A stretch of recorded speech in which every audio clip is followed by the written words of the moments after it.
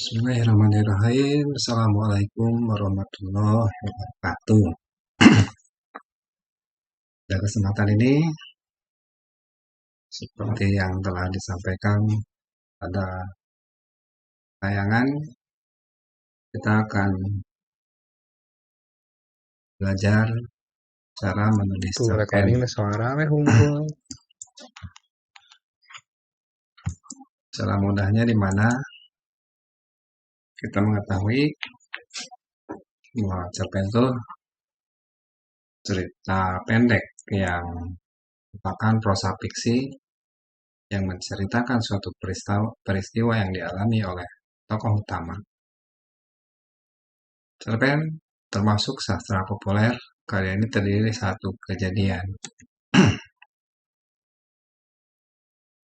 Kita lanjut dengan ciri-ciri cerpen. Ciri-ciri cerpen itu adanya sebuah cerita yang benar-benar rekaan atau dikenal dengan fiktif atau imajinasi.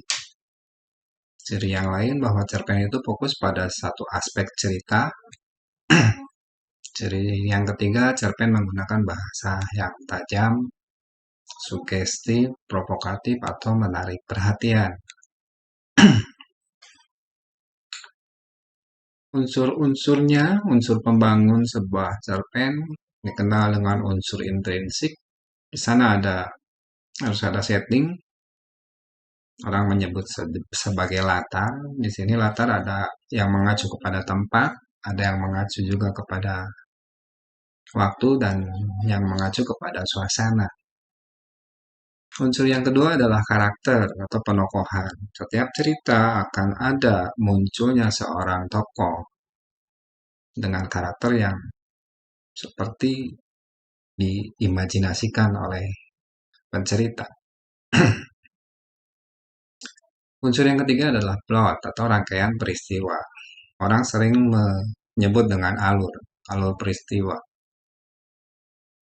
Unsur yang keempat ada sudut pandang, bagaimana penulis atau pencerita bertutur dalam posisi cerita tersebut. Unsur yang lainnya ada gaya bahasa. Gaya bahasa adalah tindak tutur si pencerita mencoba membawakan serangkaian peristiwa yang dialami tokoh itu dengan nada ironis, dramatis, lucu, romantis, ataupun sarkas. Bisa saja. Unsur yang lain adalah tema. Tema adalah pokok pikiran atau dasar cerita yang menjadi topik di dalam cerita itu. Dan terakhir, sebuah cerpen yang baik harus memuat sebuah amanat, ialah pesan atau wejangan. Setting tadi. Setting tempat, contohnya sebuah kelas yang masih terlihat sepi, belum kelihatan seorang murid pun di dalamnya. Setting waktu, malam begitu pekat, gemintang tidak ada menjelang. Setting suasana, hampa menyelimuti hati, sepeninggal kekasih hati. Karakter atau penokohan di sini ada yang baik, ada juga yang jahat. Di sini pandai-pandailah penulis, pencerita menggambarkan masing-masing tokoh agar bisa memperkuat konflik dan tema serta pesan. Nah, mudahnya sebuah cerpen benar-benar mudah kita tulis bila kita memiliki sebuah pola yang kita lihat seperti disampaikan dalam tahapan plot atau rangkaian peristiwa. Tahapan yang pertama ada pengenalan, tahapan berikutnya penampilan masalah,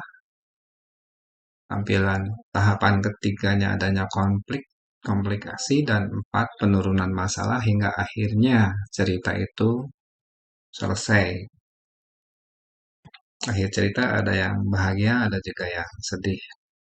Jadi pola mudahnya menulis sebuah cerpen, maka kita bisa memegang plot rangkaian peristiwa dari tahap 1 sampai dengan tahap 5. Nah, lebih jelasnya ya kurang lebih seperti ini: pengenalan, penampilan masalah, konflik, penurunan masalah, dan akhirnya penyelesaian. Yang berikut adalah sebuah contoh tahapan yang muncul dalam peristiwa pada tahap pengenalan. Terbaca sebuah pentas seni dilakukan setiap 1 tahun di sekolah. Tahun ini, aku menjadi panitia yang mengurus pentas seni tersebut. Rasanya seru menyiapkan pentas seni bersama teman-teman, meskipun pada akhirnya terdapat kekacauan di dalamnya. Pentas seni dilaksanakan berurutan dari kelas 10 sampai dengan kelas 12. Kami juga turut menyiapkan properti di kostum sebagai panitia. Nah, itu kurang lebih pengenalan di bagian awal. Nah, selanjutnya rangkaian peristiwa bergeser pada penampilan masalah. Ini ada sebuah contoh paparan dalam cerita dalam tahapan yang kedua, yaitu penampilan masalah. Saat penampilan terakhir, temanku membuat kekacauan dengan salah menampilkan properti. Properti yang ditampilkan adalah properti pentas drama tentang pembunuhan, sedangkan penampilan selanjutnya adalah tentang drama peri. Aku bertindak sebagai MC yang membacakan judul pentas. Seketika langsung terkejut dan panik ketika melihat properti drama pembunuhan. Aku berteriak memanggil temanku, namun lupa jika di depan mulutku ada mic, sehingga kepanikan panitia mulai terbaca oleh semua penonton. Namun anehnya semua penonton tertawa melihat peristiwa ini. Konflik memuncak, nih tahapan yang ketiga. Disinilah cerita benar-benar seru. Disinilah kita dapat menemukan pesan atau wejangan. Contoh paparannya, teman panitia lain mulai berlarian mengganti properti sampai pentas drama bisa diselenggarakan kembali. Tahap keempat, penurunan masalah, bahkan tahap kelima, penyelesaian, ini sebetulnya bisa diserahkan kepada penulis. Bisa diserahkan pada pencerita. Ini mau seperti apa di bagian penurunan masalah dan penyelesaian. Nah, sehingga mudahnya menulis sebuah cerpen itu bergantung pada kita berpegang pada alur peristiwa yang terdiri dari 5 tahapan. Semoga saja kita bisa menulis cerpen dengan rangkaian peristiwa seperti yang disebutkan pada tahapan-tahapan plot. Nah, sudut pandang orang ke satu bisa menyebutkan aku, saya. Sudut pandang orang ketiga, ia, dia, mereka. Gaya bahasa sekarang tindak tutur atau ironis, dramatis, lucu, romantis. Ya, itu tergantung dari konteks cerita dan tergantung pada topik cerita.